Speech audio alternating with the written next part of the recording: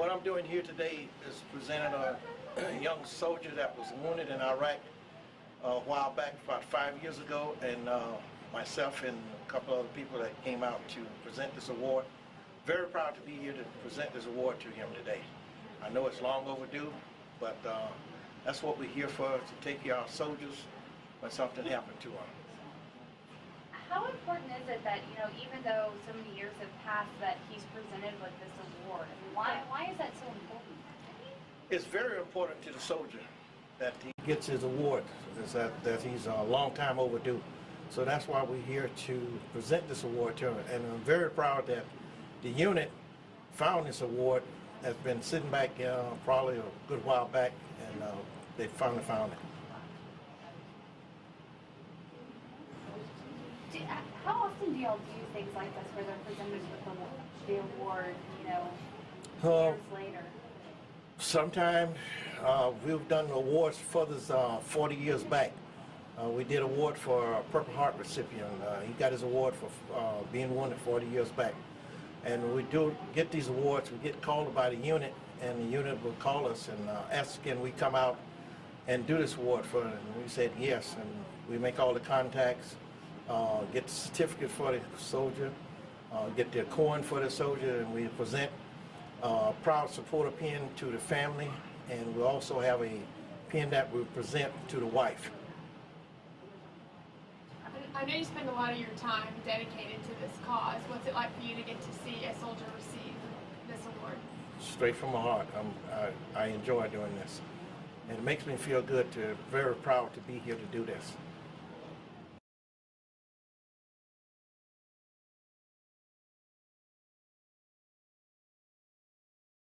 Okay. And your position? I'm the commander of 215th Brigade Support Battalion, 3rd Brigade Combat Team. Okay. So just like we asked him, just tell us a little bit about the ceremony today and what y'all will do. Okay, today we had the opportunity to recognize Sergeant Stevens, something that's long overdue. From 2011, some paperwork was misplaced, lost along the way during the redeployment, and in the process of cleaning out offices and boxes, we came across this document, and he was still in the organization at that time. And we went back to him and asked him if he had received this award. He said no. And we said, well, you're deserving. So we submitted it through the Human Resources Command. Unfortunately, it's a process that takes time. So he had ETS'd, gotten out of the Army. So he was close enough, we were able to bring him back and recognize him and his family for the actions that took place in March of 2011. How important is it to, give these guys the recognition that they deserve, even if it's years later? Well, in most cases, an award is something that is presented to a soldier for their actions that they did. In this case, as a Purple Heart, it's an award that's given because somebody's earned it, they're entitled to it. It's nothing that they did, it's something that they went through, which makes this one more important, I think, than just presenting somebody for doing a good job. What makes this even more special is Sergeant Stevens is it wasn't one that was looking for accolades or this award. In most cases, soldiers don't want this award, but he earned it through his actions in OIF or New Dawn, I should say. So we brought him back to recognize him. As you were saying, he wasn't one to go out and seek this for himself. What do you think that says about his character as a soldier? Well, I think he's a soldier that is all about doing his job. He's one that is focused on the mission at hand and doing just that. He's not looking for fame or fortune or just glory. Had that been the case, he would have been persistent in asking. And in fact, we had to ask him, "Do you want us to do this?" And he said, "Well, sure." It was that simple and easy for him. So, great opportunity again. And in ceremonies like this, it's not always to recognize the soldier, but to let other soldiers and to know what is asked of them, that they're ready to potentially give their lives for their country. Luckily, in our case today, Sergeant Stevens was injured, and he did not do that. But it's more about the award so soldiers can see, and to let the family members know, how important our soldiers are to us.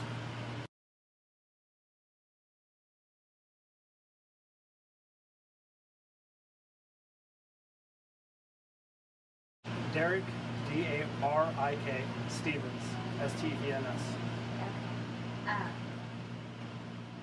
And what's your rank? Sergeant. How long were you in the Army? 7.5 years. First, just kind of take us back, if you don't mind, to the day where you were injured. We were conducting a resupply of one of our forward operating bases. We've been working with Iraqi police with securing some of the hotbeds that were on our route. We actually passed through an IP checkpoint 5 minutes before our blast occurred. We were hit with an EFP. We pushed through a kill zone. We were made to go back and do a post-blast assessment. So myself and the TC got out, measured our blast diameter,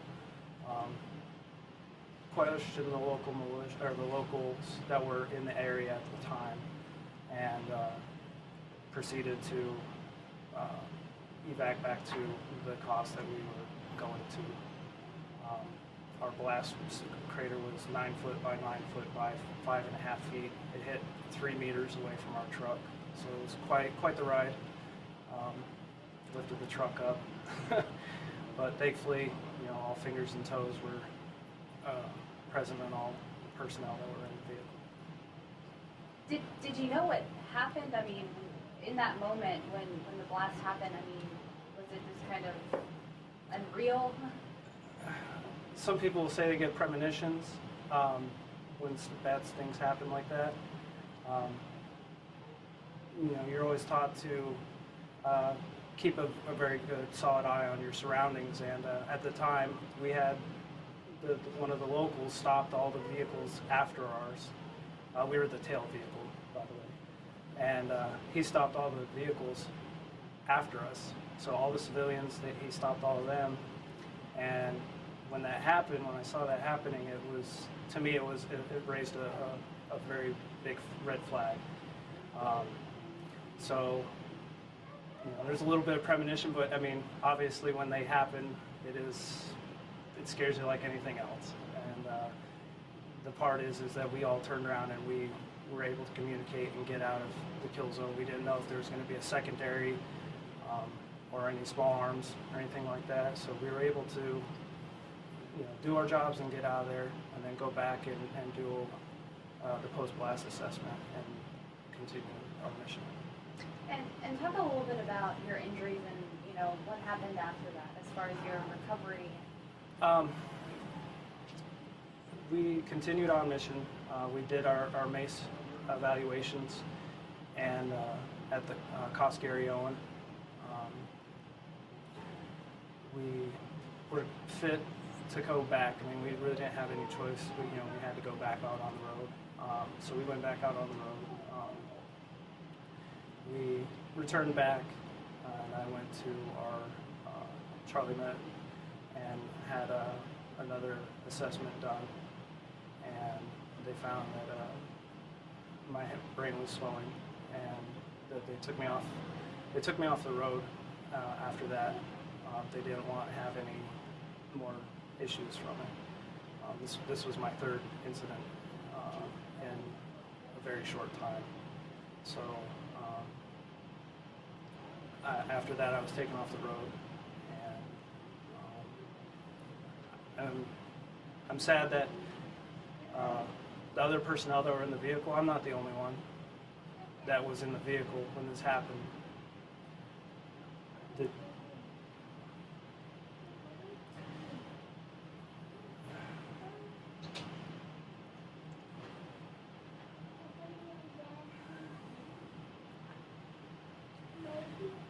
The other personnel were afraid of the stigmas from the blast. They didn't want to get taken off the road. They want to continue doing their job. I also wanted to continue doing my job, but you know, I have to listen to what's going on, and you know, I didn't want to further my risk of injuries. I wish that the people that were in the truck with me that were here getting this award as well, because they deserved it as well.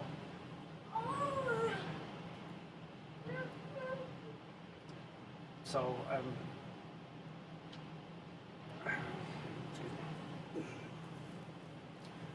but I'm very proud to be wearing this. I'm honored, and I wear it for them as well.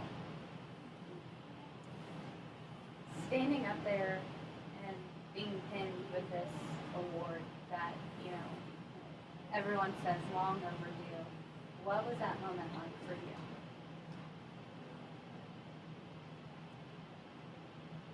Amazing. Like I said, there's little bits of regret as well. You know, like I said, I wish that everybody that was in my truck was there with me, but unfortunately they were not. But I'm happy that everything was. I'm just happy that everything went through and I was able to get it. It was a very, very long. You know, everybody's already said it. It's been very, very overdue, and all the trials that I went through to get it, there was quite a few of them. But in the end, you know, I found people that were able to, that were very knowledgeable in what they did to get it pushed up and to get it actually approved. You know, and when I got the phone call, I was happy, but it was also like this huge 4-year thing of stress just coming off my shoulders and just going, okay, it's finally happened. You know, and when we found the original packet, I told her, I was like, I'm getting my Purple Heart, and then, you know, kept going and nothing was happening, and so to finally receive the award, and it was wonderful. Did you even know that you were eligible for the Purple Heart when all this happened? Yes. The packet was done downrange, and so this was at the beginning of our deployment, and something happened to it. I mean, I have my speculations, but you know, they're only speculations, and I'm not. So it disappeared for a while, went off the radar, and I think it was almost 2 years later we found it, secured it, and started the process over again. And obviously, one of the parts that makes it a little more difficult is all the paperwork has to be refilled out. You know, for certain instances, you know, new company commanders, new first sergeants, and you know, battalion commanders, and so forth. And then also the process of it being, you know, in the continental U.S. is a lot longer than, say, downrange. So usually it's like 2 to 3 months downrange, and it's, you know, 4 years. So, but a lot of people helped. You know, once it kind of got out there, and it was like, this is like legit, real. You know, all the documentation's there. You know, everybody pushed for it as hard as they could to get it actually up there. So. They were able to help me out so much. What was it like having your family and your son here to see you pinned with that? It was good. The injuries I sustained have definitely put a stressor on my family, and being able to finally kind of have something to show, like, yes, this is really a real deal, was it was very nice, and I feel like it justified everything. You know, it wasn't just, you know, behavioral problems, or, you know, there was a lot of underlying issues there. So to finally have it out and have it feel justified is really good for the family. So. How many other individuals were in the vehicle with you? There was 5 total. Okay, including yourself? Including myself, correct. And what was the date of that incident? I believe it was March 17th. Okay. 2011? 2011. And when did you actually find out that you would be receiving the award? Did you get a phone call? I got a phone call, Okay. yes. And was that recent? That was in the last month. Okay. And what was that like to get that phone call and hear those words? It was amazing. I mean, when you've been pushing for something for so long, and you know, this is 4 years, so 4 years of going, okay, you know, I'd like this, you know, I'd like to know any status update on it. So to finally go, okay, it is all done, you know, this is the date, this is the time that it's set, was amazing, you know. So it was kind of a shock. It was kind of like a shock, you know, to actually have it pushed through. Were your injuries just TBIs, or do Yeah. you want to go into that, or I prefer not to. that's fine.